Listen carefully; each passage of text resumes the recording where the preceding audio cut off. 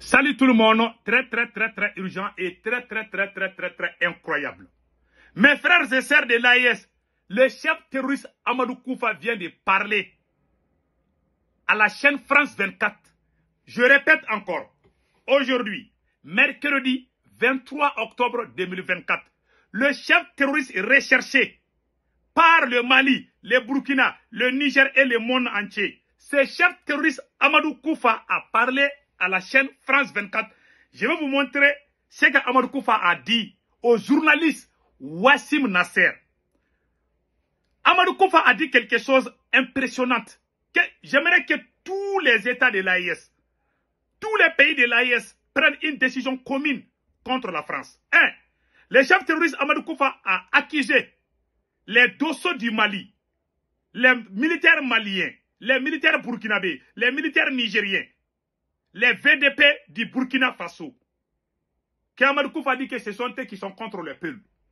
Amadou Koufa a fait l'éloge de l'armée française aujourd'hui. Vous allez tous écouter, vous allez vous rendre compte que Dja Amadou Koufa travaille pour la France. Écoutons le reste, je ne vais pas tout expliquer ici, mais Amadou Koufa dit qu'il va négocier avec les États du Sahel à condition qu'on accepte la charia. Écoutons le reste.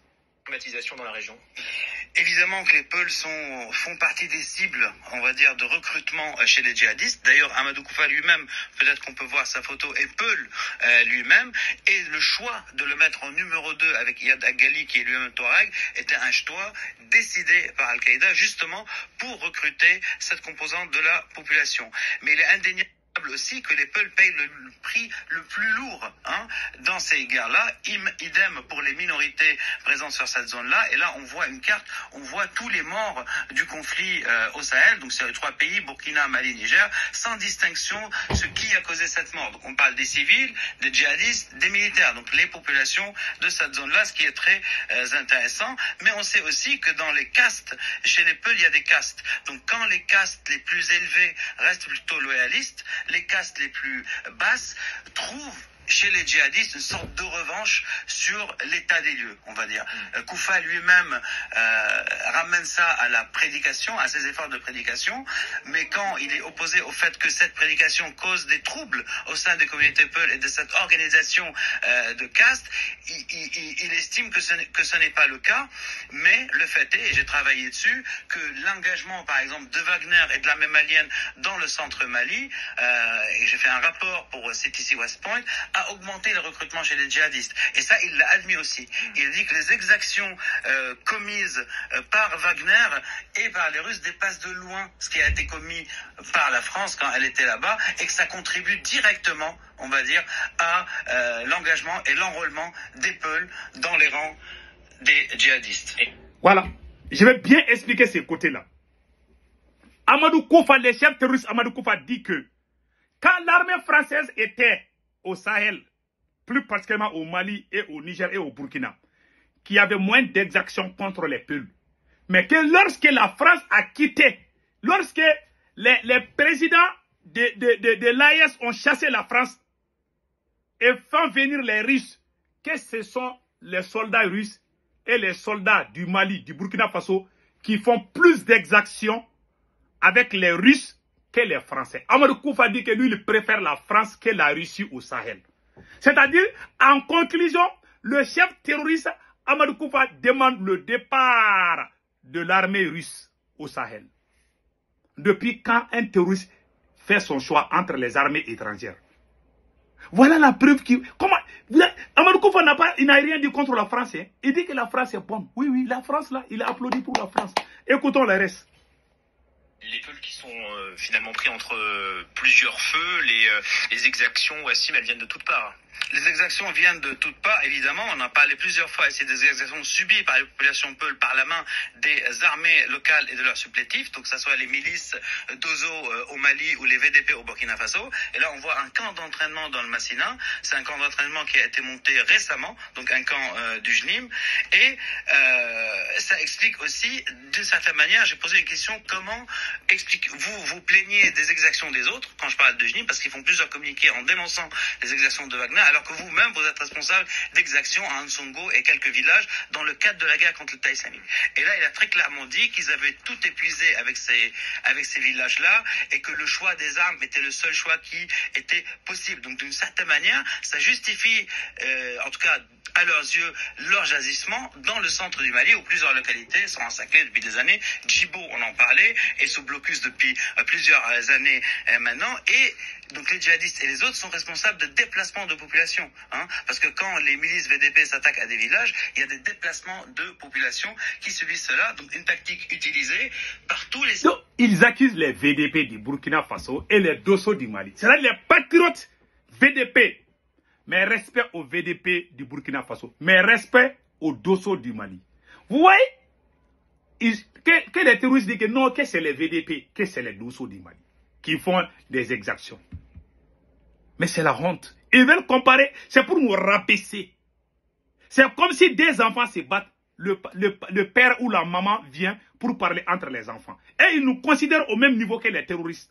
Au lieu de combattre les terroristes, et ils veulent savoir ce que les terroristes disent et ils veulent faire le jugement entre nous. C'est inimaginable, quoi. Écoutons le reste. Des acteurs étatiques et non étatiques sur zone, et on va voir les images de Barsalogo par ailleurs. Donc c'est un village où des villageois creusaient des tranchées autour du village, et en fait ils ont été attaqués pendant cela. Et donc il y a un rapport de Human Rights Watch qui va sortir le 29 et qui documente donc cette campagne du JNIM qui a mené à la mort de plus de 130 personnes. Il y a eu des rapports qui ont gonflé les chiffres jusqu'à 600, non. Il y a eu 130 ou 150 morts, donc ce sont des gens enrôlés de force, mais quand on pose la question au JNIM, la réponse est ce sont des gens engagés contre nous avec l'armée depuis des années, et même les femmes sont utilisées comme éclaireuses. C'était pas dans les propos de Koufa, mais une question posée par ailleurs, qui sera dans leur rapport. Donc ça justifie aussi le fait que des femmes ont été tuées. Donc ils trouvent une justification à des exactions dans le cours de cette guerre. Et Koufa lui-même dit, certaines exactions sont justifiables, ça dépend qui les fait. Donc quand les autres recours sont épuisés à son sens. Vous évoquiez la confrontation entre le JNIM. Donc maintenant, que lui il a parlé avec Amadou Koufa, qu'Amadou Koufa dit qu'il y a des exactions qui sont justifiées. Par exemple, il parle des cas de Barsalgou, que c'est la population, que ce sont les autorités burkinabées, que Amadou Koufa accuse les capitaines d'avoir forcé les gens à prendre des armes contre les terroristes. Donc vous voulez que les gens restent les bras courageux, les terroristes vont venir les tuer, quoi. Mais c'est la honte, quoi. Écoutons le reste. L'État islamique, les deux groupes terroristes s'affrontent depuis des années. S'affrontent depuis des années dans le monde, depuis 2019 au Sahel. On a une carte qui montre l'ampleur, on va dire, du territoire contrôlé par le JNIM et le territoire qui est actuellement contrôlé par l'État islamique. Le jaune, c'est le JNIM, donc Al-Qaïda. Le vert, c'est l'État islamique. D'ailleurs, Koufa dit qu'ils ont réussi à contenir l'État islamique dans des zones géographiques plutôt restreintes. Et paradoxalement, ces guerres-là aussi sont des guerres entre population Peul, donc entre les Peuls de Tolobé du Niger et les autres du Massina. Donc même dans les rangs djihadistes, ce sont aussi les Peuls qui payent le plus lourd tribut. Et on peut aussi voir que en fait les armées absentes des frontières de la zone qu'on voit, ce sont les djihadistes d'Al-Qaïda qui font barrage à l'État islamique et qui l'empêchent de grandir. Koufa dit qu'ils ont essayé tous les recours avec les djihadistes de l'État islamique qu'ils qualifient de déviants aujourd'hui, et qu'il ne reste que la guerre avec eux à cause, encore une fois, des exactions commises cette fois-ci par les djihadistes de l'État islamique contre les populations qui sont labellisées loyalistes au JNIM. Donc les populations sont pris entre trois étaux, celui des armées, des milices, mais aussi de la guerre inter-djihadiste. Là, ce sont de rares images d'un combat entre l'État islamique et le JNIM. Il connaît, il a toutes les vidéos, hein. Entre le JNIM et les juntes ou les autorités du Golfe de Guinée. D'ailleurs, j'ai posé la question sur les trêves, parce que qualifie l'État islamique de déviant. Il n'y a que la guerre entre nous, ce qui a été dit par ailleurs chez Al-Qaïda, mais des fois il y a des trêves, donc des trêves que j'ai qualifiées de ponctuelles. Et là, donc négociation. Et là, Koufa a dit parfois les trêves sont obligatoires et nécessaires, donc ce qui nous fait penser aussi aux négociations. Très intéressant, voilà, Koufa, on le voit ici, très intéressant de voir voilà Koufa. Que Koufa estimait que les négociations qui avaient lieu sous la gouvernance Bazoum n'étaient pas bonnes.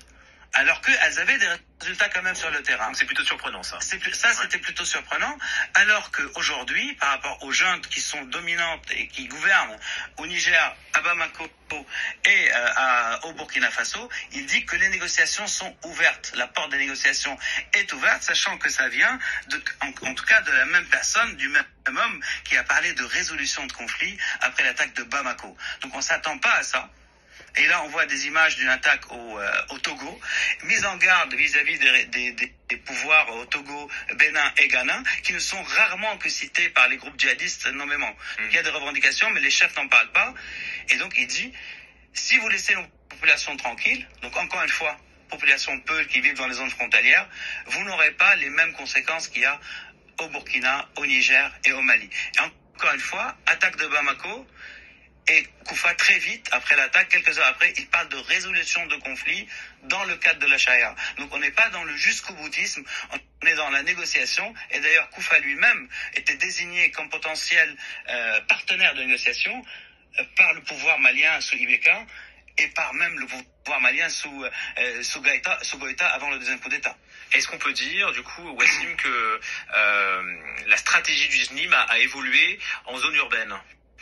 Elle a certainement évolué en zone urbaine, mais ça ne fait pas qu'il n'y a pas d'exaction ailleurs. Il n'y a pas de population civile ciblée ailleurs, si, pour les raisons qu'on a exposées, mais en zone urbaine, il ne s'attaque plus à des cibles molles, en tout cas, ce qu'on peut qualifier de cible molle, depuis l'attaque de la zone Blue Bamako 2015 et du restaurant Aziz Istanbul, Ouagadougou, 2017. Parce que quand on voit les attaques de Sévaré et de Kati en 2022, Sévaré 2023, c'était des cibles très difficiles, face auxquelles ils ont échoué. Là, ils ont réussi à Bamako. Là, c'est les images de l'aéroport de Bamako. Mais le choix des cibles était des cibles militaires très dures.